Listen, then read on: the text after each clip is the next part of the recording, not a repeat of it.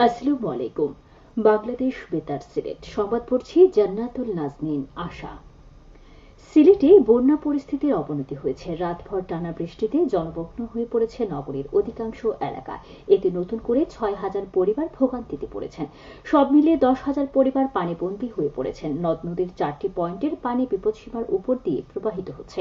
গতকাল রাত ১১টা থেকে শুরু হওয়া টানা বৃষ্টিতে জলমগ্ন হয়ে পড়ে নগরীর অধিকাংশ এলাকা। এসব এলাকায় বিদ্যুৎ, পানি ও খাবারের সংকট তৈরি হয়েছে। এতে চরম বিপাকে পড়েন মানুষজন।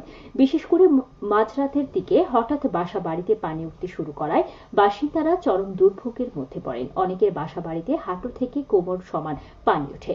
বেলা বাড়ার পর বৃষ্টি থামলে বাসা বাড়ি থেকে পানি নেমে গেলেও অনেক এলাকায় রাস্তায় পানি জমে থাকে। পানি নেমে যাওয়ার পর নোংরা, ময়লা, আবর্জনায় দুর্গন্ধ ছড়াতে থাকে। সিলেট সিটি কর্পোরেশন সূত্রে জানা গেছে, নতুন করে ৬,০০০ নিয়ে এখন ১০,০০০ পরিবার পানিবন্দী হয়ে পড়েছেন। এ অবস্থায় নতুন করে আরো ৪টি আশ্রয় কেন্দ্র খোলা হয়েছে।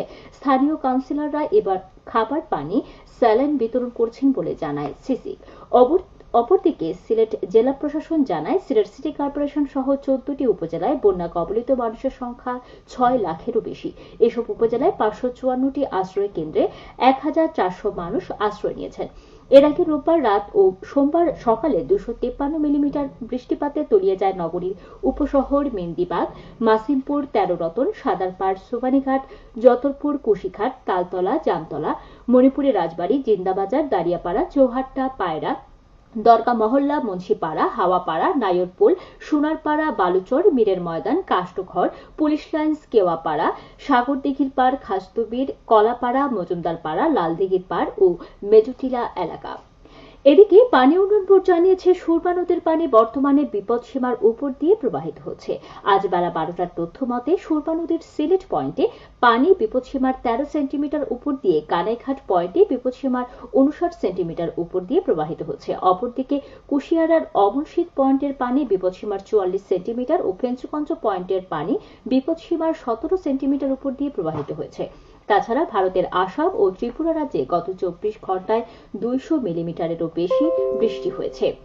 সিলেট আবহাওয়া অফিসের সহকারী আবহাওয়াবিদ শাহ মোহাম্মদ সজিব হোসাইন জানান, সিলেটে ভারী বৃষ্টিপাত আগামী কয়েকদিন থাকতে পারে। এছাড়াও মৌসুমী বায়ু সিলেটের দিকে চলে এসেছে, যার ফলে সামনের দিনগুলোতে বৃষ্টি আরও বাড়তে পারে। এদিকে আজ বিয়ানীবাজার উপজেলার শেওলা, কুড়ারবাজার, দুবাগ ও চারখাই ইউনিয়নের বন্যা দুর্গতদের মাঝে প্রধানমন্ত্রীর মানবিক সহায়তা তহবিলের ত্রাণ বিতরণ করেছেন সাবেক শিক্ষামন্ত্রী নুরুল ইসলাম নাহিদ এমপি। এ সময় প্রশাসনের কর্মকর্তা, জনপ্রতিনিধি ও আওয়ামী লীগের দায়িত্বশীল নেতারা উপস্থিত ছিলেন। বিশ্ব বাইসাইকেল দিবস উপলক্ষে সাইকেল শোভাযাত্রা, আলোচনা সভা ও সাইকেল দৌড় প্রতিযোগিতা আজ মৌলভীবাজারে অনুষ্ঠিত হয়েছে। সকালে জেলা শহরের কুসুমবাগ পয়েন্ট থেকে বের হয় বর্ণাঢ্য সাইকেল শোভাযাত্রা। পরে জেলা স্টেডিয়ামে অনুষ্ঠিত আলোচনা সভায় প্রধান অতিথি ছিলেন জেলা ক্রীড়া সংস্থার সভাপতি ও জেলা প্রশাসক ডক্টর উর্মি বিনতে সালাম। সভা শেষে বাইসাইকেল দৌড় প্রতিযোগিতায় ৪০ জন অংশ নেন। এর মধ্যে ১০ জনকে বিজয়ী ঘোষণা করে ক্রেস্ট ও সম্মাননা প্রদান করা হয়। জেলা ক্রীড়া সংস্থা এর আয়োজন করে। গর্ভকালে ৪ বার সেবা গ্রহণ করে নিরাপদ মাতৃত্ব নিশ্চিত করে শীর্ষক সেমিনার আজ মৌলভীবাজারে অনুষ্ঠিত হয়েছে। সকালে মা ও শিশু কল্যাণ কেন্দ্র প্রাঙ্গণে অনুষ্ঠিত এই সেমিনারে প্রধান অতিথি ছিলেন সংসদ সদস্য জিল্লুর রহমান।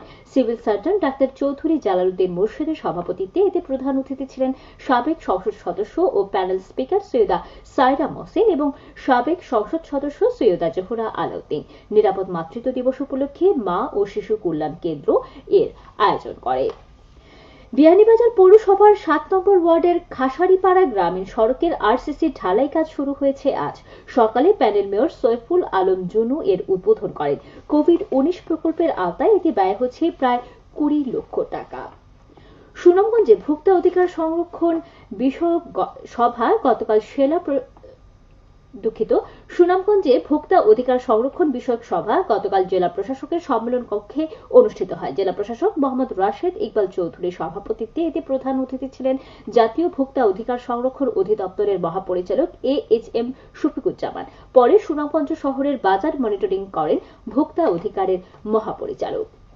প্রবাসী কল্যাণ ও বৈদেশিক কর্মসংস্থান প্রতিমন্ত্রী ও সিলেট জেলা আওয়ামী লীগের সভাপতি শফিকুর রহমান চৌধুরী এমপি বলেছেন, আলোকিত দেশ করতে শিক্ষার্থীদের আদর্শবান হতে হবে। আমাদের সবাইকে আধুনিক ও নান্দনিক না হলে সুশৃঙ্খল জাতি গঠন সম্ভব নয়। গতকাল সকালে বিশ্বনাথ সরকারি কলেজ প্রাঙ্গণে তার সম্মানে আয়োজিত সংবর্ধনা অনুষ্ঠানে তিনি একথা বলেন। সবশেষে আবহাওয়া। সন্ধ্যে ৬টা পর্যন্ত পূর্বাভাসে বলা হয়েছে, সিলেট সহ পার্শ্ববর্তী এলাকায় পশ্চিম উত্তর পশ্চিম দিক দিয়ে অস্থায়ীভাবে ঘন্টায় সর্বোচ্চ ৬০ কিলোমিটার বেগে দমকা থেকে ঝড়ো হাওয়া বয়ে যেতে পারে। সেই সঙ্গে হতে পারে বৃষ্টি অথবা বজ্রসহ বৃষ্টিপাত।